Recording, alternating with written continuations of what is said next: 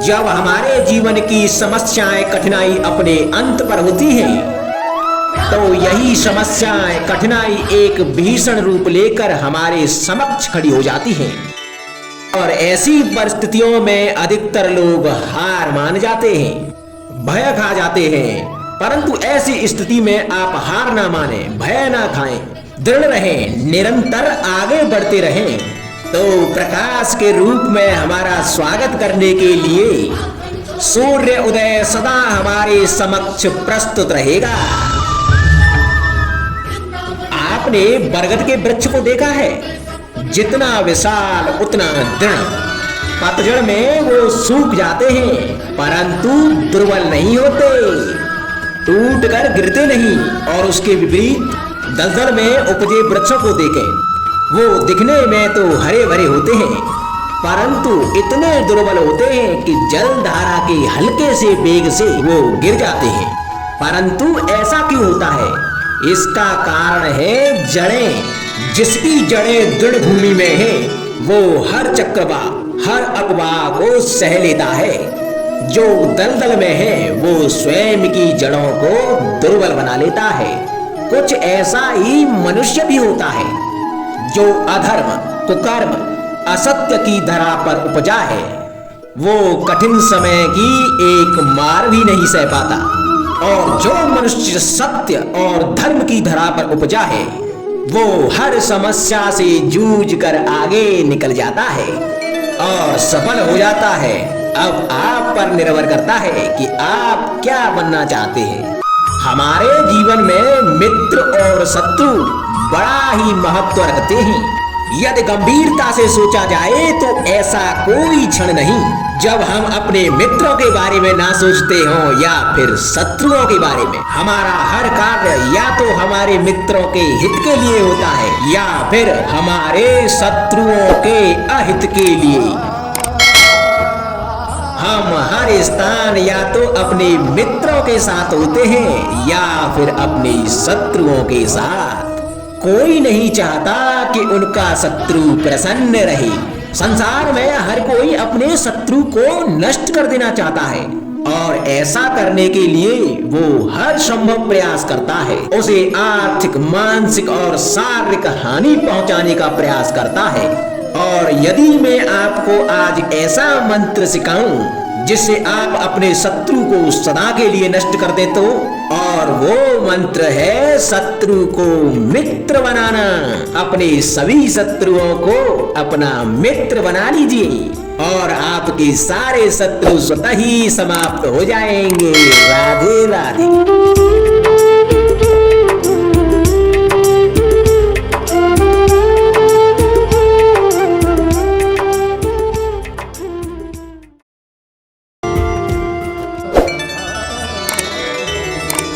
संगति या साथ, मित्र और साथी मनुष्य के व्यक्तित्व के लिए सबसे महत्वपूर्ण होते हैं। अब आप कहेंगे कि ये कैसे? मनुष्य अवश्य अपने व्यक्तित्व के लिए उत्तरदायी होता है परंतु मनुष्य संगति में ना चाहते हुए भी उसका व्यक्तित्व संगत की भांति हो जाता है। इन पात्रों को देख रहे हैं आप? मध्य में जल रखा है, इसमें दूध और इसमें मलिन कीचड़ रखा है। यदि मैं इस जल को दूध में मिलाता हूं तो यह जल दूध बन जाता है और यदि इसी जल को इस मलिन कीचड़ में मिलाता हूं तो यह जल या मलिन कीचड़ में परिवर्तित हो जाता है। हाँ, ऐसी कोई युक्ति नहीं कि जल बिना घुले मिले दूध या कीचड़ में अपना अस्तित्व बनाए रखे या इनसे अलग बना रहे।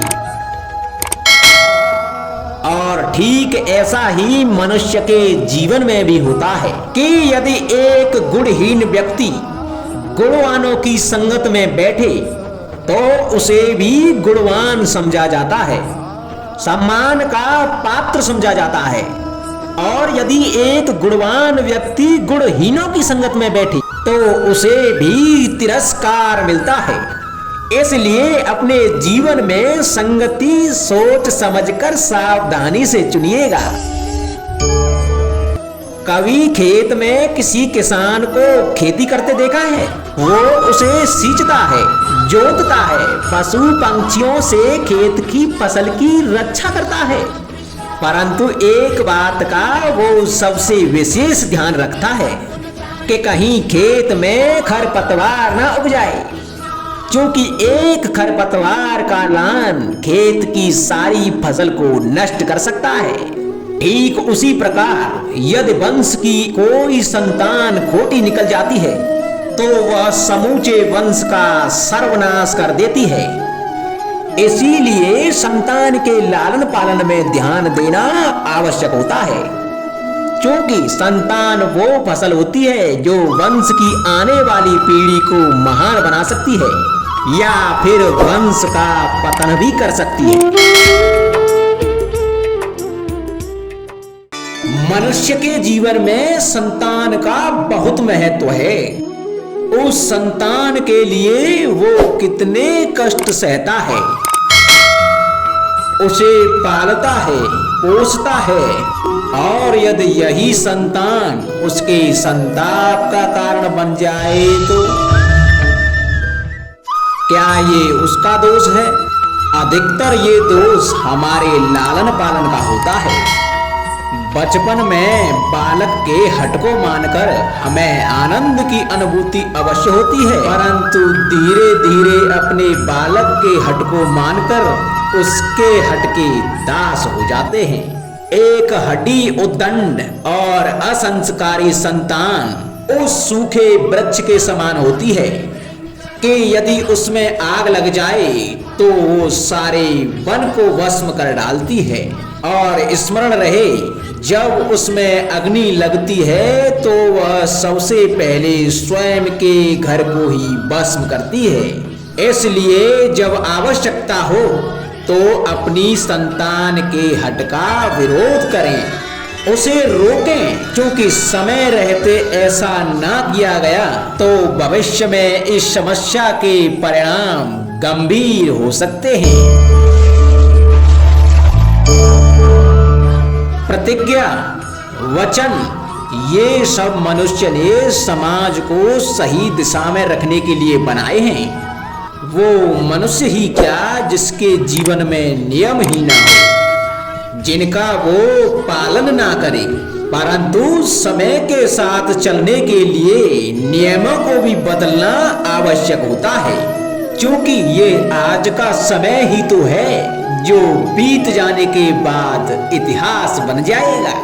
यदि आवश्यकता पड़ने पर नियम और प्रतिज्ञा भंग न की जाए, समय की मांग के प्रतिरूप अपनी प्रतिक्रिया न बदली जाए, तो इतिहास हमें कभी क्षमा नहीं करेगा। आवश्यकता पड़ने पर आपकी तोड़ी हुई एक प्रतिज्ञा, एक बंधन कभी कभी पूरे मानव इतिहास को बड़े विनाश से बचा सकता है। इसलिए नियम, प्रतिज्ञा, वचन कुछ नहीं, कुछ है तो केवल समय, अर्थात जिसके अनुरूप चलने वाला ही सफल हो सकता है। कभी किसी पंछी को घोंसले की नींव बनाते देखा है? अथक परिश्रम करके तिनका तिनका बिटोर के वो पंछी अपना घर बनाता है, अपनी संतान के लिए एक सुरक्षित घर बनाता है। और कहीं से तीव्र आंधी आती है, बारिश आती है और उसका घर तिनका तिनका करके बिखर जाता है। फिर वो पंछी रोता नहीं, ना ही विलाप करता है, वो बिना विलंब करे फिर से अपना घोंसला बनाना प्रारंभ कर देता है और सफलता पाता है। फिर हम क्यों छोटी छोटी असफलता से भयभीत होकर परिश्रम करना छोड़ देते हैं? एक बात सदा स्मरण रखना, हर वृक्ष कुल्हाड़ी की एक मार से नीचे नहीं गिरता, हर चट्टान घन के एक प्रहार से नहीं टूटती। सफलता पाने के लिए अनावृत परिश्रम करना मात्र एक मार्ग है। स्वीकरण, सत्य का स्वीकरण मनुष्य के लिए बहुत ही महत्वपूर्ण है। जब तक मनुष्य सत्य को स्वीकार नहीं करता तब तक उसे असत्य से लड़ने की शक्ति प्राप्त नहीं होती। जब आप भोजन करते हैं तो क्या होता है? आपका पेट स्वीकारता है कि वो भर चुका है और आप भोजन करना बंद कर देते हैं। जब आपको निद्रा आती है तो क्या होता है? आपका मन स्वीकारता है कि आपका शरीर थक चुका है और उसे विश्राम की आवश्यकता है। उसी प्रकार जब आपको किसी व्यसंग को रोकना हो तो आपको स्वीकारना होता है कि बहुत हो चुका। चाहे वो लालच हो या मदिरा पान, उस व्यसंग का त्यागना तभी प्रारंभ होता है जब आप यह स्वीकार कर लेते हैं कि आप उस व्यसंग के बंधन